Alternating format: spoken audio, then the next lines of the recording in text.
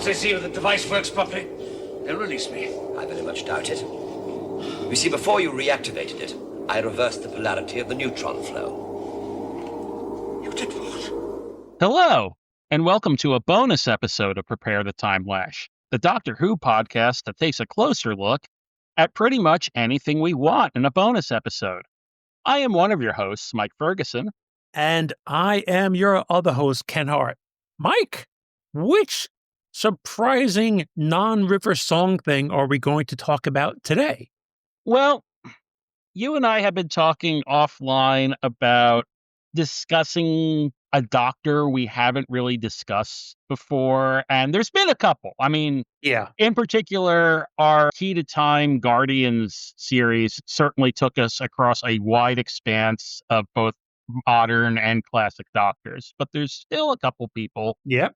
we hadn't talked about or really even mentioned yet. Yeah. And then you had the good idea of, with the war between land and sea coming up, Mm-hmm. might be a good time to talk about Sea Devils. And since I don't think we're ever talking about Legends of the Sea Devils, that leaves only a handful of stories. And the one that seemed most natural is just the original, The Sea Devils, featuring the third Doctor. Yes, I don't think we're going to dive into Warriors of the Deep either anytime soon, unless we want to do like an April Fool's episode. But yes, the Sea Devils, we are finally touching upon John Pertwee and the Third Doctor. The Sea Devils was written by Malcolm Hulke, and it originally aired as a 6-part story in Pertwee's third season, and it aired between February 26th and April 1st, speaking of April Fools, in the fabulous year of 1972. And I have to say, Mike, when originally we were talking about this, I believe I had only seen this episode straight through once. Okay. And that was way back when New Jersey Network All right. was first airing these, when they finally got a hold of the Pertwee stories, and which was a big thrill. Yeah, that was like mid to And- late 80s, too. Yeah, that was a big thrill. And we, got to finally see the Doctor and Joe and the Master, like the Roger Delgado Master, and the heyday of Unit. And when I first saw this, I did not have a high opinion of this. But watching this again over this past few days, I think the story kicks butt. I really enjoyed it this time around. I mean, maybe it's a little long. It could probably have been 5 episodes instead of 6, but I really enjoyed it. Yeah, I've liked this story for a while, like you. My big complaint, if anything, would be the simple fact that it is 6 episodes and could be 5. I mean, you could really make it 4 if you wanted Yeah. to. But overall, it's a solid story. It's got a lot of the things you would love to see in a third Doctor kind of story, Yeah. just with the action and just some of the dynamics going on within the story. The naval part of it, I think, actually lends a lot to this particular story. It still looks like 70s Who, but it's early 70s Who, but Yeah. it doesn't quite have the same cheapness to it when you see some of the locations they're on. And Yeah. overall, yeah, I think it's a really good story. I don't know if it's one of its best, but it's a fun watch. I'll say that much. Yeah, I wouldn't put it in, like, say, the top 5 of Pertwee's stories, but, maybe number 6, number 7.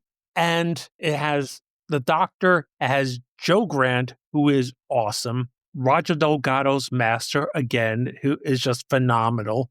It doesn't have Unit, but it does have actual British Navy, Royal Navy personnel. Yeah. So, Mike, how did that come about? The prior year, Barry Letts, the producer during all of the Pertwee years, the previous year, he had reached out to the Air Force to see if there's anything they could help provide with pretty much anything. Yeah. They're just looking, how do we make the show look better? And, hey, it's free publicity for the military. So we have unit who's military based. So the previous year, the Mind of Evil has that awesome looking rocket Yes. where the master strike. It's a real rocket. Like, it is a real thing. They have real helicopters. They had jets fly over certain areas, and it worked great for them. So Barry Letts, for this particular season, reaches out to the Navy. And again, there's no real expectation apart from, hey, can we maybe even just have some stock footage? Or maybe can we use one of your locations? Okay. And the Royal Navy went all out for them, let them use bases, let them use ships. And they only had one condition, which was you had to show the Navy in a positive light all the time. Right. Now, then they do some things like they have a shelling of the Sea Devil base at one point, Yes. but that's not initiated by them. They get the order from our usual, like, incompetent of the month. What was his name in this one? Oh, that's Walker. Yes. Comes in. He's the usual typical pompous bureaucrat. Just bomb these people, whatever. Oh, classic. Yeah. Classic third doctor bureaucrat. Yeah. That's always a staple in a lot of these stories. Yeah. So that's how they get the Navy involved. But again, when they do the bombing, that's what they're ordered to do. It's not because they're incompetent or they're being evil. They just have this order of this is a threat and you need to stop it. So they follow that. Yeah. And then the second, Captain Hart, nice name there. Right. Finally, That's right. It's a great name, Hart. when he catches wind of what's going on, he puts a stop to it immediately, going, there's people down there. Yeah. Yeah. He and Joe stand up for the enlisted men who are stuck in the submarine that's been captured by the Sea Devils. Yeah. And it's really pompous bureaucrat, Walker, who messes things up. And then you have the other pompous bureaucrat, Trenchard, who is the one who is, quote unquote, the warden of the prison where the master has been imprisoned after his capture by Unit at the end of the previous season, the Devils. And so this is the first time we see the master since the end of the previous season. But getting back to the naval folks, there are a number of scenes, especially on the naval base. There are a bunch of extras doing things, but they're not really extras. They're actual naval personnel. Yeah. Who just enjoyed being on the show. Yeah, they got a level of access that I think they certainly weren't expecting, but boy, did they take advantage of it. Oh, sure. Why not? Yeah. Yeah. Now, Ken, you brought up something that I think is probably good to talk about, which is you mentioned how it was actually, I think it was the Damons, the previous. Yes. How the master was captured by Unit in the Damons, the season finale previous. And this is his first reappearance in this season. Right. It's one of a whole bunch of things I like about the Pertwee era, and I just think it's worth talking about the era writ large because it just has its own feel. Yeah. I can look at all of classic Who, I can look at all of modern Who, and a lot of times, particularly modern Who, I can say, oh, they're channeling the second Doctor, or oh, they're channeling the fourth Doctor.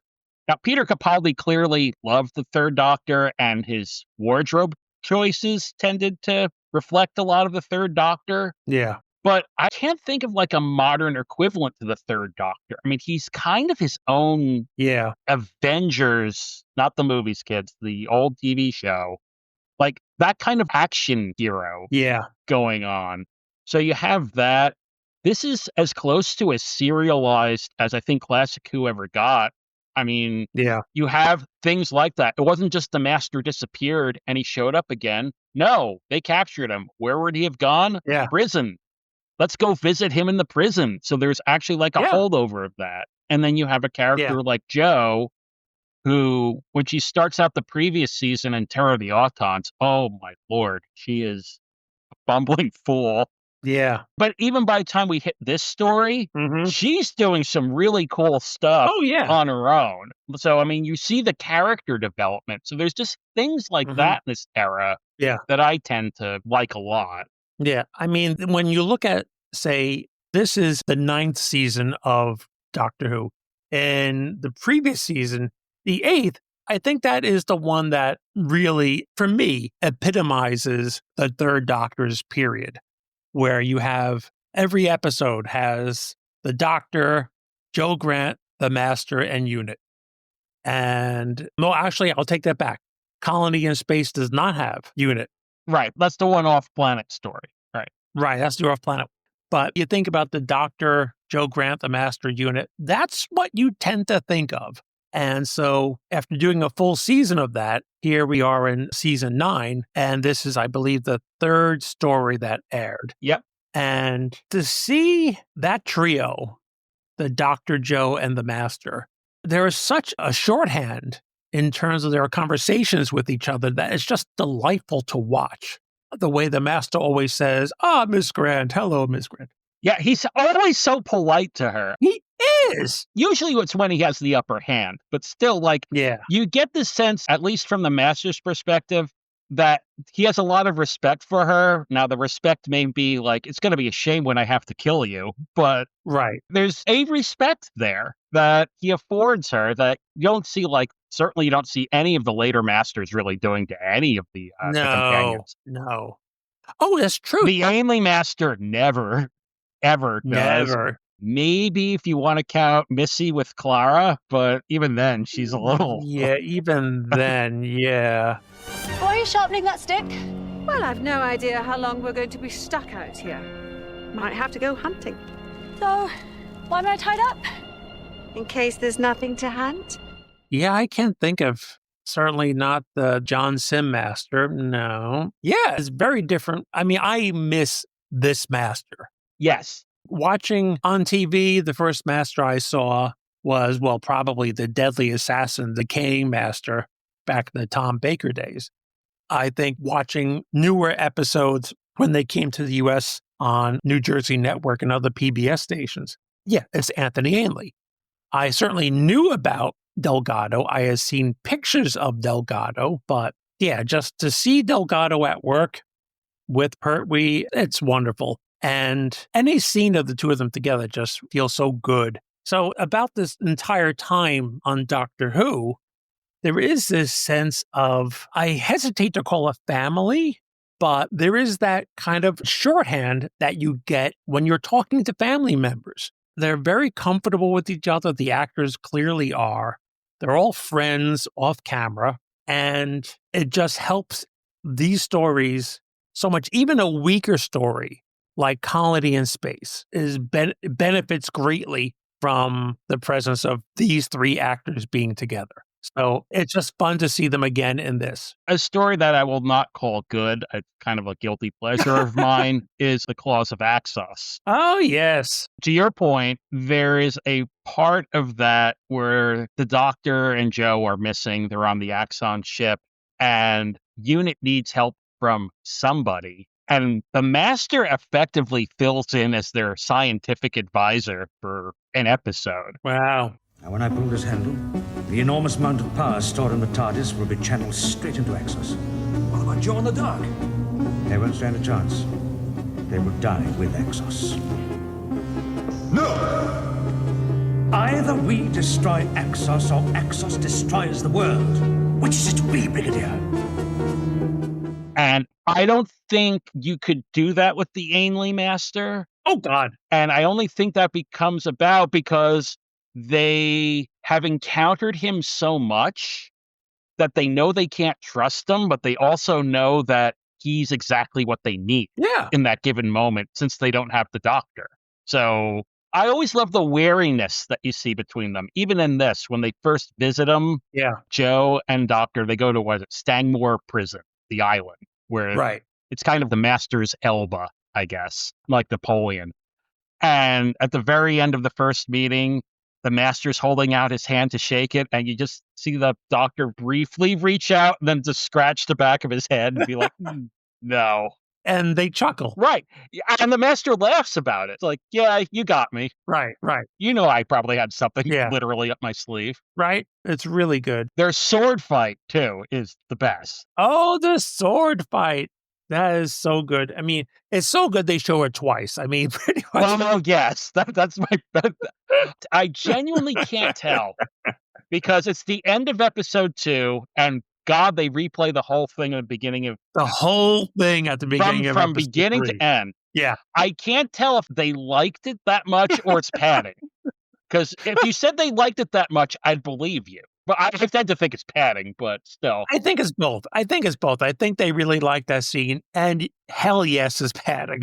Yeah. And the doctor taking a bite of a sandwich in the middle of it. And after first he disarms the master, then he holds the sword out to him. It's fun stuff. Yeah, I enjoyed it. And for TV stage fighting, it's not bad. Oh, no. No, it's not what you see in a movie, but it's not bad. They're using swords well, and they're actually trying to hit each other, which usually sometimes you see just nonstop parry between the two actors. No, this looks pretty good. Yeah. And, I have to say, another thing, I guess, since we mentioned unit before, I was kind of happy to see that bullets actually work on the Sea Devils. Oh, yeah. It takes a while because we see other people firing on the Sea Devils earlier in the story, and none of them die, even though they're shooting the Navy personnel with their little, like, sun discs. But oddly enough, the first person to actually kill a Sea Devil in this story is, I believe, the dope Trenchard. Oh, yeah. Who was the Master's warden. And then when we get to episodes 5 and 6, oh yeah, bullets work on everything. Finally. But of course, it's not even Unit doing this. Poor Unit. Yeah. Poor Unit. Their bullets never work. But the Navy, they get the job done. Yep. At least in this story. And to that effect, just the inclusion of the Navy in this, the unfortunate, I'll say, side effect of it wound up being, it doesn't make sense for Brigadier Lethbridge Stewart to suddenly come in and command the Navy. Yeah. So that's not going to happen.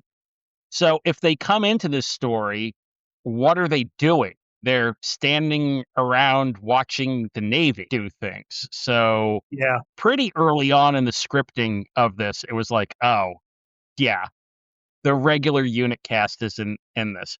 That being said, I really liked Captain Hart. Yep. He's really good. I mean, he does the Brigadier role, because really that's what he's doing. Yeah. Very well. Of originally the doctor is telling him, oh, sea monsters are underneath the sea and they're trying to take over the world. And he's just as skeptical as the brig ever would be. Right. He is appropriately skeptical. Right. Until he sees the truth of everything. Right. And he doesn't even take, compared to other people, that much convincing. I mean, when they start pointing out, well, gee, how did the submarine disappear? Well, gee, how did this happen? He at least starts going, all right, I don't really believe you, but we'll investigate. You're right that we should be investigating this. And then when they investigate, oh, yeah, guess what? There's this race of reptilian creatures under the sea doing all this stuff. Mm-hmm. Yeah. And I have to say, there's a weird thing about the Master's prison that when we first see it, Joe and the doctor arrive on a speedboat. Yep. Okay. And then when the doctor goes to the naval base, the doctor takes the speedboat back. Joe takes a motorbike. Yeah. I'm like, so is the naval base on the same island as the Master's prison? It seems to be, because we do see later on people drive back and forth.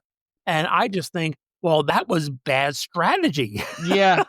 Although I'm going to say the one thing I like, and again, this distinguishes the third Doctor to me from everybody else. So the Doctor goes back for the speedboat, which they've rented.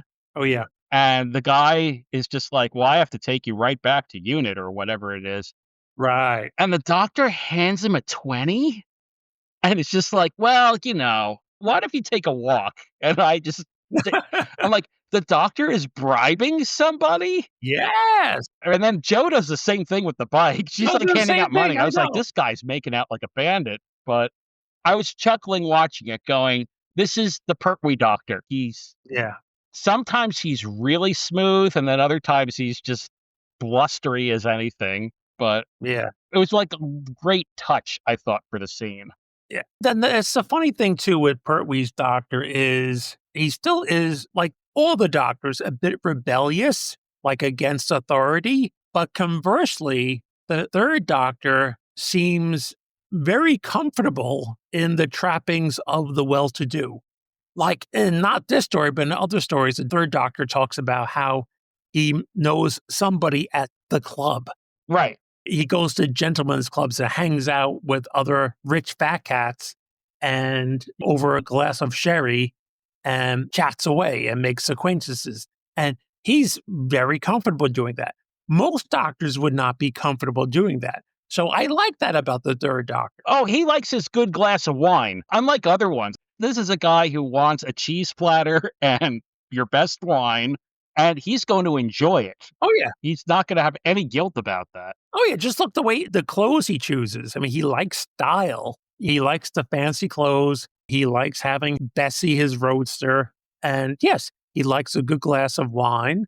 And he knows, okay, I have money because I am, as unit scientific advisor, drawing a salary. So he, can bribe somebody. Yeah. One other funny note about this, complete aside, is that when I was working on the Magic the Gathering set for Doctor Who, and I saw the Joe Grant card, it's a painting of Joe Grant on the motorcycle, wearing the helmet. Okay.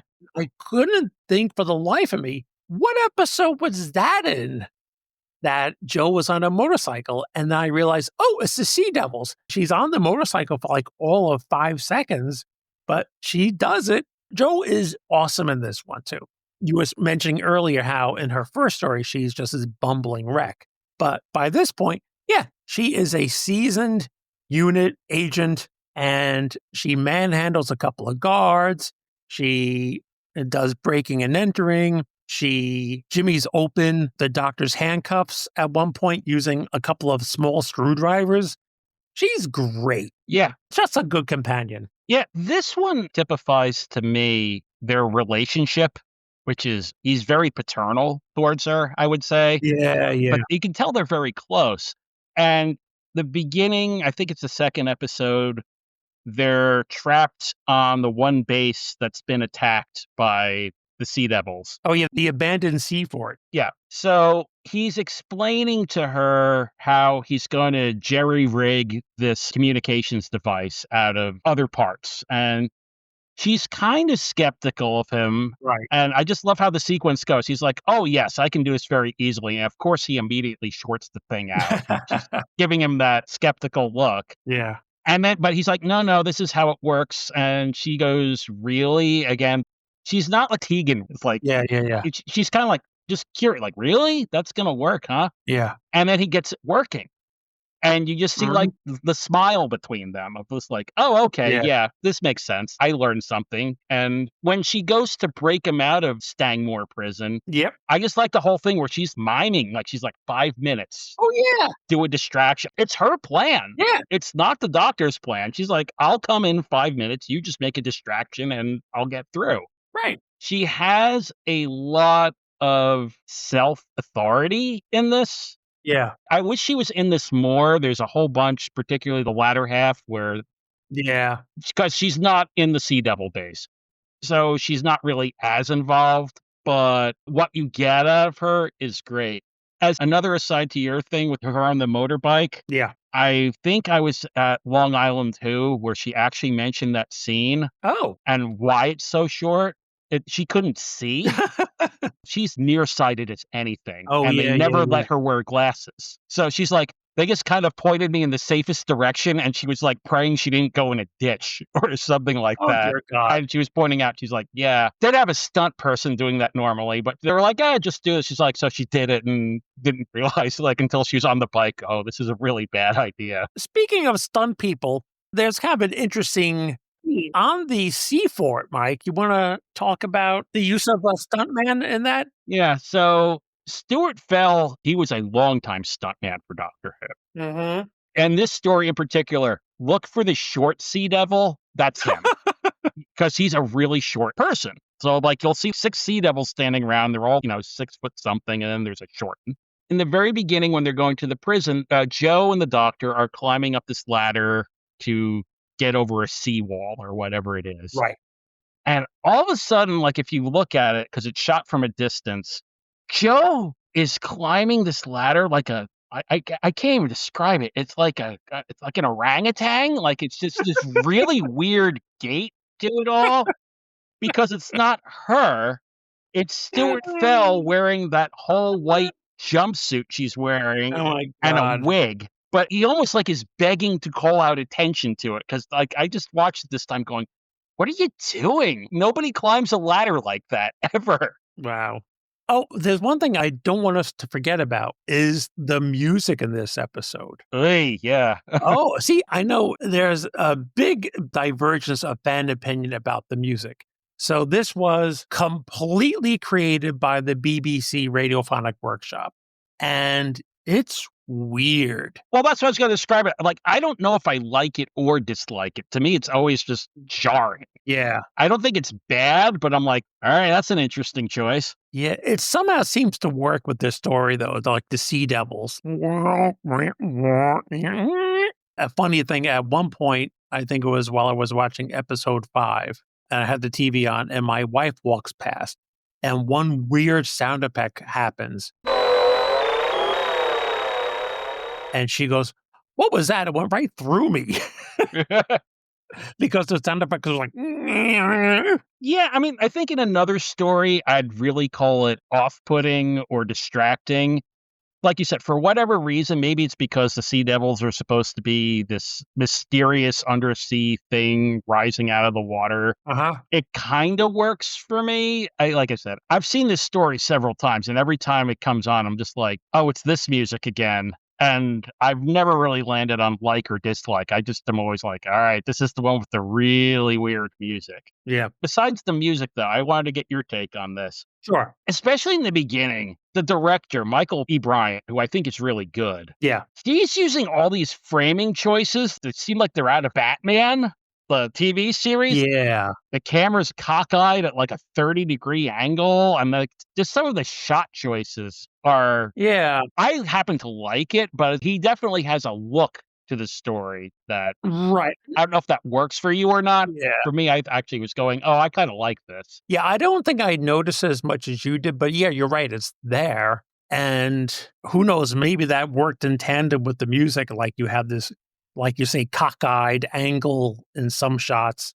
Well, you've got cockeyed music going along with it. Yep. And so to me, it works. Oh, there was one other thing we were talking before about the British Navy. So there's a few scenes involving a submarine. Yep.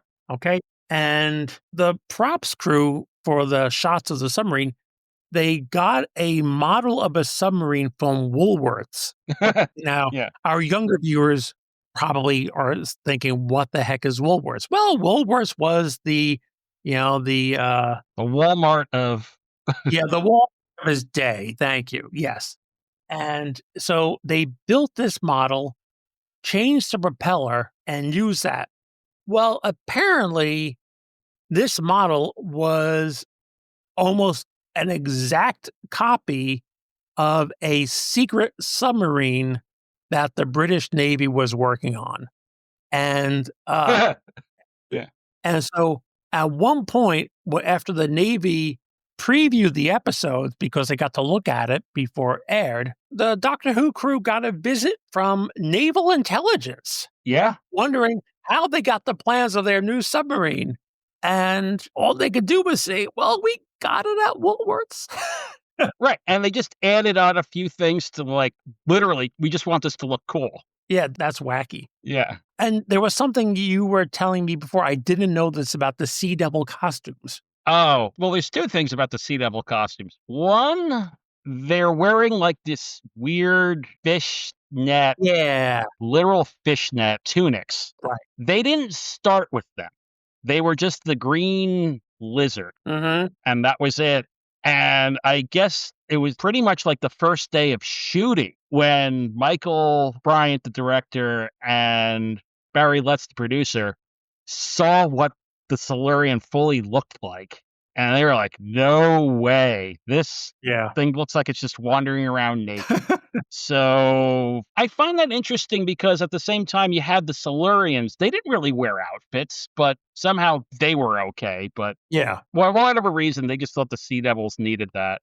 So credit to the costume designer. Her name was Maggie Fletcher. Okay. They said literally within like 10 minutes, she saw that there was just this blue fishnet hanging around. She just kind of like ripped some holes, made a tunic, got a belt, threw it on them, done. So Wow. to me, it looks good. It doesn't necessarily make sense. Why are you wearing a fishnet? But it looks fine. It does the job. The other thing they found out, which is a more of a practical thing, is they have these iconic shots of the sea devils rising out of the water. You know, they're coming out of the sea on the beach. So really what it is, they send these poor guys into the water, tell them to duck their heads and their whole bodies underwater for about 30 seconds. Yeah. And then come up out of the water and start walking towards the camera crew. Well, the first time they do this, the masks sucked in water, but weren't really draining well. So not only you've been holding your breath for 30 seconds, you think you can stand up and catch your breath, and it's like another 30 seconds before you can. So that was like, apparently the first shot was a disaster, and then they just... That's my worst nightmare. Yeah, you just rose out of the water, and now you're drowning. So and you Yeah. can barely see in this thing anyway. Yeah. So I guess they cut some more like holes like right in the back so it would drain out better. But yeah, it's these little things I never think of until like you actually do it. But Yeah. to me, that's also an iconic shot of just the sure. sea devils coming up out of the water. Yeah, it's like the Dalek rising from the Thames at the end of episode 1 of Dalek Invasion of Earth. Right. Or St. Paul's with the Cybermen. Yes, yeah. And the invasion. They all have their iconic entrance. And to me, that's the Sea Devils one is on a par with that. Yeah. Now, this story is kind of loosely a sequel to the Silurians. Yep. From 2 seasons earlier. And this is the better story. I think it moves along a little more quickly. And whereas the Silurians ends with the Doctor essentially betrayed by the Brigadier because the Doctor was on the verge of trying to make a peace deal with the Silurians. And the Brigadier just can't take the chance. Yep. And so he has the Silurian base bombed. Well, here, yeah, he tries again to make peace, but the added wrinkle is, of course, the Master. And when you have the Master working against you and you have the idiot bureaucrat, the parliamentary undersecretary or whatever he was. Yeah, Walker. Walker, yeah. Basically saying fire at will. And a couple of times in the story talking about nuclear strikes. Yikes. Which my eyes went up at that. Yeah, when you have that, there's no chance you're going to have a peace deal. So, and then once the Sea Devils invade en masse at the end of episode 5 and into episode 6, the peace deal is up there. Oh, this is also, well, we all know the Third Doctor's famous line is, "I've reversed the polarity of the neutron flow." However, this is the only time that he actually says the entire phrase, "I've reversed the polarity of the neutron flow," until Pertwee does it a second time in the 5 Doctors. Yeah, he uses variations of it. Yeah. And my understanding is if you ever hear John Pertwee as the Third Doctor saying something about reversing the polarity, it really means there was some other scientific line he was supposed to say. And either he couldn't remember it or it was just something where he'd be trying to say it and, you know, they do 2 takes and he's just stumbling over it. So finally he's like, fine, I reversed the polarity. That's awesome. That's just like his catchphrase for, all right, this is scientific gobbledygook. This is my quick out if I can't get the script out correctly. So that's funny. But yeah, this is the first one where he just says, reverse the polarity of the neutron flow. That's awesome. Yeah. And, there are a couple other classic Third Doctor tropes in here. The vehicle chase. Oh, yeah. The Master tries to get away on a jet ski. Conveniently, there are 2 jet skis parked next to each other. So the Master gets on one, the Doctor gets on the other one, and it's a rather quick chase before the Doctor is able to bring the Master back to shore. And also, from what I understand, Mike, Roger Delgado was terrified of drowning. Yes, he was definitely afraid of the water. So knowing that, I think this is the first time I watched the story, knowing that, I'll say there were a few moments where it took me out of the story because I'm literally just thinking, oh, that poor man. He's not John Pertwee. John Pertwee loved doing his own stuff. Oh, sure. He loved flying stuff. You gave him a vehicle. He was on it. He loved that, all that stuff. Delgado did not. And Ooh. considering how much he did not like the water, you see how many water scenes he's actually in. Oh my God. At the very end, he had the doctor floating in these inflatable, like deep sea rescue suits. Yeah. And then floating like Michelin men on top of the water. And oh my God, if poor Delgado had to be terrified. Yeah. I mean, well, I did notice they took Pertwee out first. I'm like, oh, come on. Really? The guy who probably wants to stay in the water, you're taking out first. And the guy who's probably like, please, please, please get me out of here. And the last trope I want to mention is we end with a shot of the classic master plastic face mask. Oh, God, yeah. Yeah. It's like, I just love that the master always happens to have a face mask of himself just for these special occasions, just for emergency use. That he can conveniently pull over some poor sap's face. Yeah. Here's a master trope, just because I wanted to get your take on it, that also happens. Oh, yeah. I always manage to convince myself when I start watching Third Doctor stories that the Delgado Master's plans are somehow better than the Ainley Master's plans. Oh. And quite honestly, they're not. No. And the other thing is, how many stories? Well, I started counting and I think I came up with like 5 and I stopped. Yeah. Does the Delgado Master make a deal with some alien race of, we're going to do this thing and we're going to share power, or we're both going to destroy our enemy? Yeah. And then at some point they go, yeah, we don't need you anymore. And they screw him over. And he's always surprised. He's always surprised. That's the one that kills me. Yeah. I would love one of these, like if there's a Sea Devils this time, because I know the Axons did it to him. Yes. In the Daemons, Yes. whatever the demon's name is, does that. So I would really just love if this time around I'd been like, really? Yeah.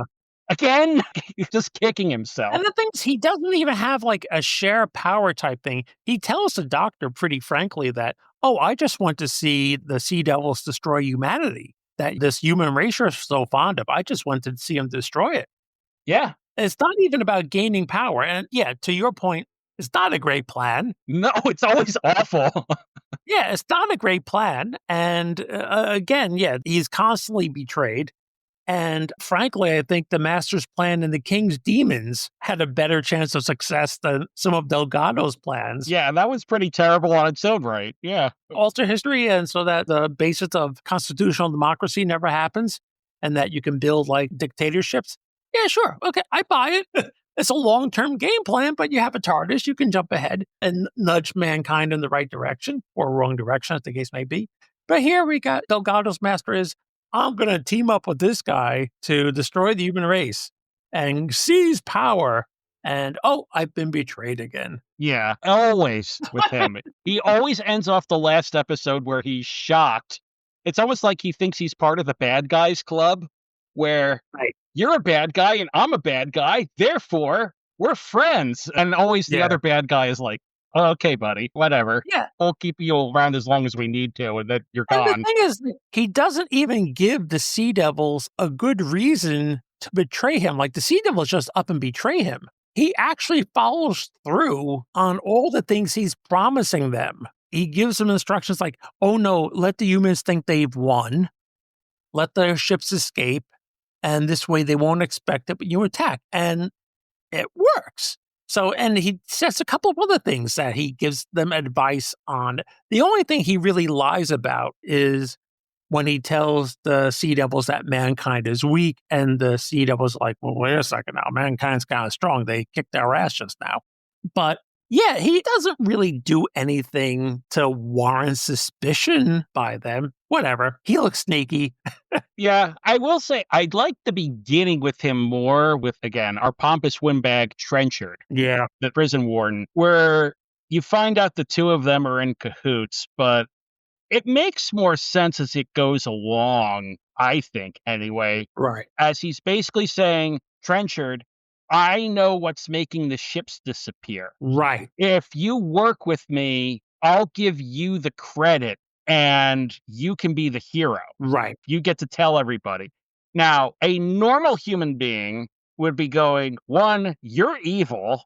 And 2, why are you just benevolently handing this wonderful opportunity over to me, Mr. Evil? but he doesn't really seem to think that part of it through. But you can kind of see how he's Yes. tricked him. And also, I did like, because I think he's the first 3 episodes, and then Walker is the second 3, which I found Yeah. hilarious that, oh, we killed one windbag, and literally within 5 minutes, we have another one walking straight in to take his place. Yeah, pretty much. But as it's going through, you see Trenchard questioning the Master more and more, particularly when he sees what the Right. Sea Devils are. He's like, but I think the Master even points out to him at one point, look, you're in it this deep with me already. Yeah. What are you going to do? Right. Oh, yeah. How'd this happen? Oh, I let the prisoner do all this stuff. Yeah. So he kind of traps him. I mean, so I guess I'll say I find the Delgado Master much more interesting in terms of his charm, which I was realizing Yes. that's a trait I would love to see in if the Master ever comes back. Yeah. Because I think every subsequent one, you don't really see that. No. I mean, Ainley is just Snidely Whiplash, let's be honest. Yep. And then most of them are Joker wannabes. I'm sorry. That's what Sim usually is. Yeah. Apart from World Enough in Time, where he's just Yeah. malevolent. Right. The Sasha Dewan Master is just the Joker. Yeah, I know. Yeah. And Missy is nuts. I mean, she can be charming, but she is just flat out nuts, which Yeah. you can say the Delgado Master is insane, but he just comports himself better. You can see why people trust him. Yeah. And, that's kind of, I agree. Like, I like the Master in the first 2-3 episodes of this better than he is towards the end, just because you see him as this master, well, no pun intended, master manipulator. Right. And whereas the end, he's not even really manipulating the Sea Devils that much. He tells them honestly, I want to help you destroy the humans. And here's how we're going to do it. And the Sasha Dewan Master, and no offense to Sasha Dewan, I know he's a terrific actor. I've seen him in other things. I just intensely dislike that version of the Master. When we first see him as that's terrific. I wanted to see more of that Master, the manipulator, the charming liar, than the one we ultimately get once his identity is revealed. Yeah, I agree, Mike. I would much rather see, if they ever bring the Master back, I would much rather see the Master as a manipulator. Right. As opposed to, evil villain.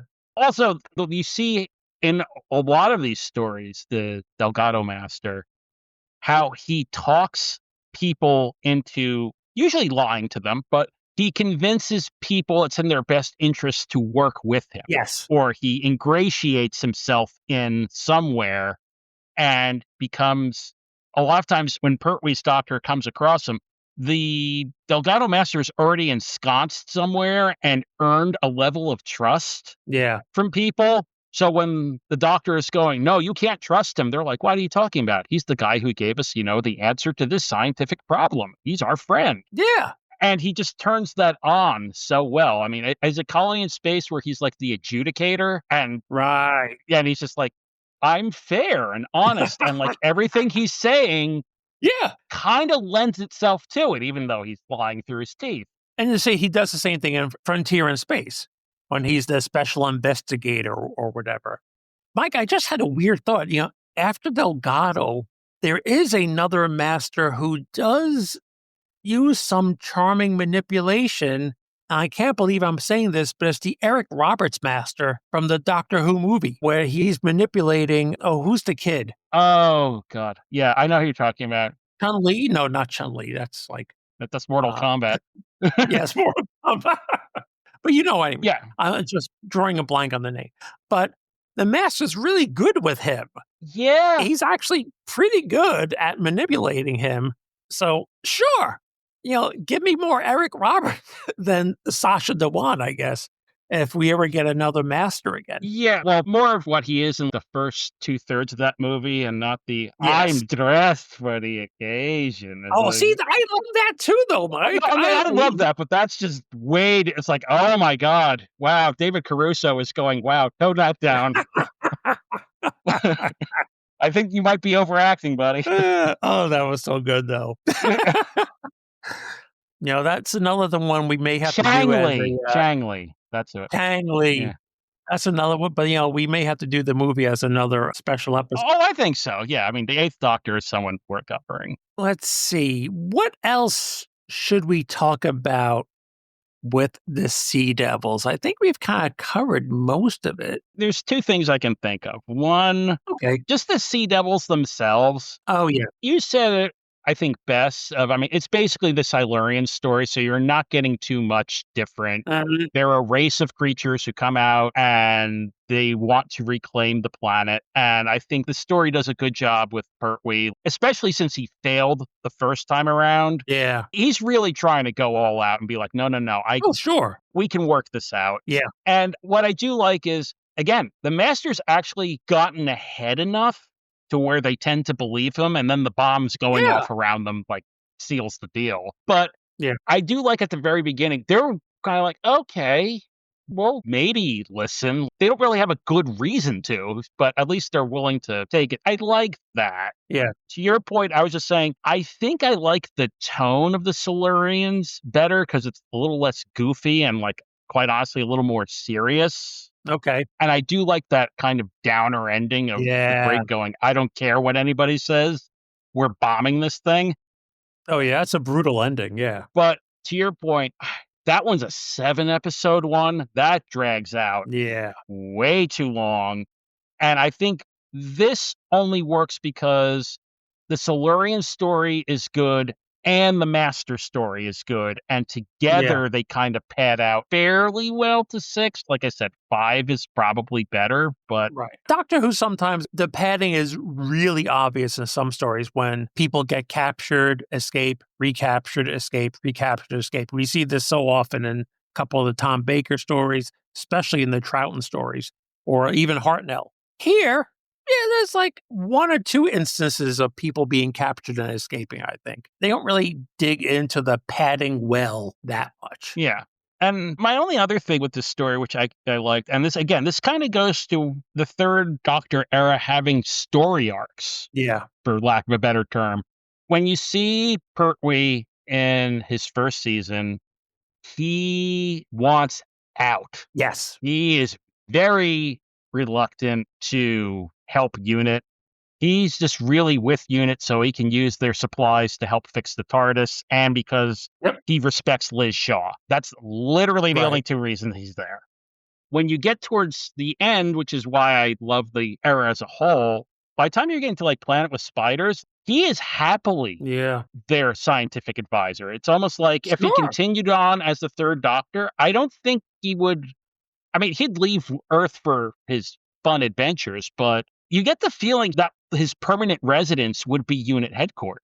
He's really there. Yeah. And in this story, he's kind of in between. I love the very beginning when they meet the Master and he explains to the Master, well, one of the reasons I'm here is I want to know where your TARDIS is. Right. And the Master just looks him dead in the eye and goes, why? So you can leave this planet? And the look on the Doctor's face says he's not wrong. Yeah. And he does make up, well, I just want to make sure that you can't leave this planet. But I think the Master's answer is a lot closer to the truth. Yes. Because I think at this point, it's still like, all right, I have respect for the brig. I kind of like these people. I like helping them.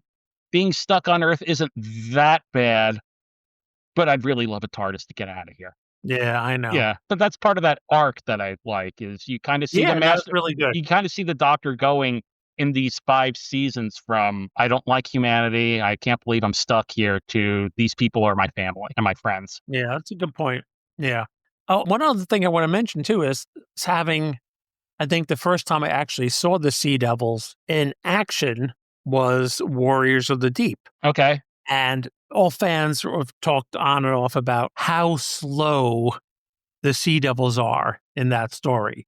They just edge forward down the hallways of that undersea base. And they're wearing samurai outfits for some reason in that one. The samurai, I don't know. JNT, what were you thinking? But here, well, I guess maybe he thought it was better than Fishnets. I don't know. But here, these Sea Devils, they book. Oh, yeah. They are fast. I mean, it's like if the Warriors of the Deep Sea Devils are like the original George Romero zombies. These Sea Devils are the 28 Days Later zombies. Yeah, I mean, they are moving across that beach fairly quick. Yeah. Yeah. If these were like the samurai Sea Devils, the Navy base would be conquered in about 2 years from now. Yeah. I was going to say it's sad. It's not, but I do Yeah. find a certain amount of humor in the fact that there have been 3 Sea Devil stories, and the one I happen to like best is the one that was made in 1972. Yeah. And the more recent ones, it's like you just didn't capture what they need. There is something about them in this. Yes, they have the ridiculous costume, whatever, but you can treat them more seriously in this one. I could never treat them seriously in Warriors of the Deep, and the less said about Legends of the Sea Devils, Oh, God. the better. Well, let's light a candle and hope that the war between land and sea is good. Yeah, I mean, that's the reason we covered this. Yeah. I'll just say I'm fascinated by that choice. Yeah. You're doing a spin-off and you're really doing something involving the Sea Devils against humanity for whatever that's worth. We'll see how it is. Yeah. I have no expectation one way or the other. I hope it's good, but I guess we'll see when we see it. Yeah. I mean, they're in production. I'm just looking to see if there have been any additional status. Location shooting began in August 2024. So, filming is concluded as of December 2024. So, Okay. it's in post-production now. We haven't announced anything like a time frame for when to release it, but I guess we'll see. Yeah, that'll be interesting. You can see from this story that there's a lot of interesting things about them and some interesting directions they could go in, but we'll see how that works. I am hoping for fast Sea Devils. Yes. I'm hoping. If I see them in samurai outfits, I'm going to be very upset because they will be waddling down corridors. Now, I want to see them in fishnets with katanas. Yes. Okay. There we go. Good compromise. Okay. All right. I think we've covered this. Good story for our first excursion into the Pertwee era. Yep.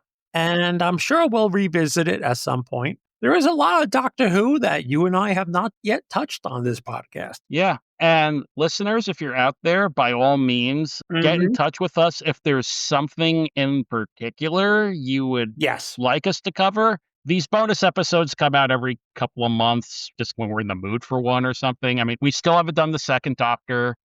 We still haven't done the eighth Doctor. And now I really want to see that again, just Eric Roberts. Yeah. But if either of those catch your fancy, or there's some just story out there that you would like us to talk about, by all means, let us know. I mean, we could say no, but odds are we'd probably be like, yeah, sure, we can check something out. Now, speaking of which, this is a good follow-up here. How can people find you or contact you on the interwebs? I'm glad you caught on to my subtle segue. Smooth! Very.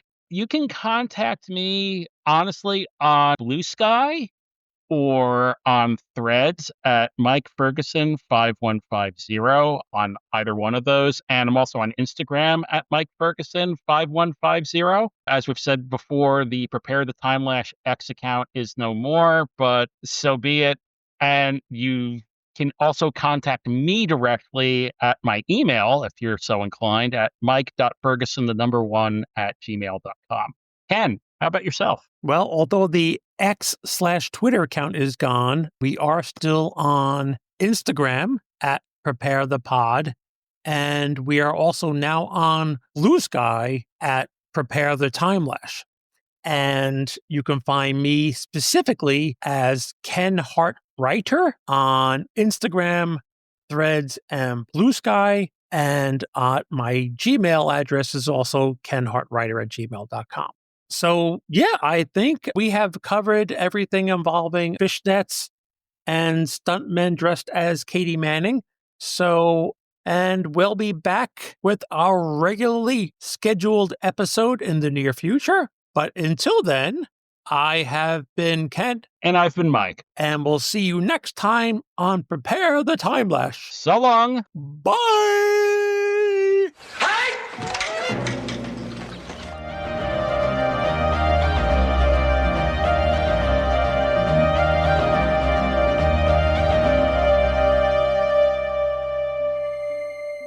The theme music for Prepare the Timelash is provided courtesy of Soundsmith Productions. If you like this podcast and would like to hear more, please subscribe to Prepare the Timelash on iTunes, Spotify, Amazon, or any of your favorite RSS feeds or podcatchers. And if you really like this podcast, please leave us a review at one of those locations. For more information about Prepare the Timelash, check out our website at preparethetimelash.com. To get in touch with us or receive updates and notifications about future episodes, follow us on Twitter at PrepareThePod. Thanks for listening.